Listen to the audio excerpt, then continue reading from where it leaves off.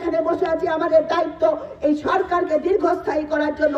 আর সমস্ত সিপিএম এর যত ষড়যন্ত্র তাকে নস্যাৎ করে দিতে হবে, কংগ্রেসের ষড়যন্ত্রকে নস্যাৎ করে দিতে হবে। তাই বন্ধু, আমাদের বুঝতে হবে যে সরকার মানুষের কথা ভাবে, যে সরকার রাজ্যের সমগ্র অংশের মানুষের কথা ভাবে, মানুষের সমগ্র অংশের মানুষের উন্নয়নের কথা ভাবে, যে রাজ্যটাকে একটা সুন্দর জায়গায় নিয়ে যাচ্ছে, সেই সরকারকে আমাদের দীর্ঘস্থায়ী থাকতে হবে। ভ্রষ্টাচারের কোনো জায়গা নেই ভারতীয় জনতা পার্টিতে। আবারও প্রমাণ করে দিয়েছে দিল্লির রেজাল্ট। যেই কেজরিওয়াল ভ্রষ্টাচারের বিরুদ্ধে দাঁড়িয়ে সেখানে দিল্লিতে ক্ষমতায় এসেছিল, সেই কেজরিওয়াল যেখানে মুখ্যমন্ত্রী ছিলেন উনি ভ্রষ্টাচারে জড়িয়ে গেছেন। আপনারা জানেন যে কিছুদিন আগে উনি গ্রেপ্তার হয়েছিলেন। আজকে সেই আম আদমি পার্টি আজকে ধুয়ে মুছে চাপ হয়ে গেছে ভারতীয় জনতা পার্টির কাছে, কারণ ভারতীয় জনতা পার্টি এমন একটা দল যে নাকি ভ্রষ্টাচারকে জায়গা দেয় না। কোন চোর বাটপার ভ্রষ্টাচারের জায়গা নেই।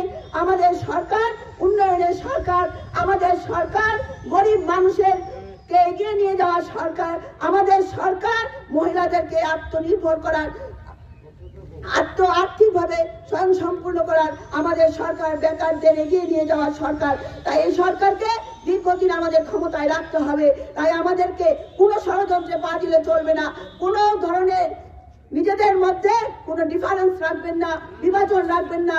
অনেকজন অনেক কিছু বলবেন, সবাইকে বলবেন যে ভারতীয় জনতা পার্টি পতাকা তলে এসে সবাই মিলে ঐক্যবদ্ধ হয়ে আমরা আবার সিপিএম কংগ্রেসের বিরুদ্ধে জোরদার লড়াই করে আগামী 28-এ আমরা ওনাদেরকে ধুয়ে মুছে সাফ করে দেব। একটা সিটও যেন না পায় সেই কাজ আমরা করব।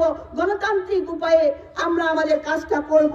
সুতরাং সবার কাছে আহ্বান রাখবো যে আপনারা সবাই মিলেমিশে এই অম্পি মন্ডলকে, এই মন্ডলের যিনি সভাপতি হয়েছেন সত্যদা এবং আমাদের এক্স সভাপতি, উনার সময় উনি অনেক পরিশ্রম করেছেন সংগঠনের জন্য, উনিও অনেক চেষ্টা করেছেন। শিবনাথ দা আজকে সদ্য প্রাক্তন হয়েছে, কারণ আপনারা জানেন আমাদের মন্ডল সভাপতি নির্বাচনে একটা বয়সের একটা সীমা ছিল।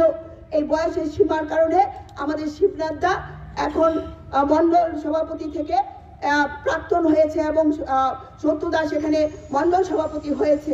তো মন্ডল সভাপতিকে তার হাতটা শক্ত করতে আমরা সবাই মিলে আমরা চেষ্টা করব যে এই এমপি মন্ডল যেন আমাদের ভারতীয় জনতা পার্টির হাতে আমরা আমাদের যারা কার্যকর্তারা আছে ওনাদেরকে আমরা শক্তিশালী করব এবং এমপি মন্ডল যাতে আগামী দিন বিধায়ক পাই সেই চেষ্টা আমাদের করতে হবে।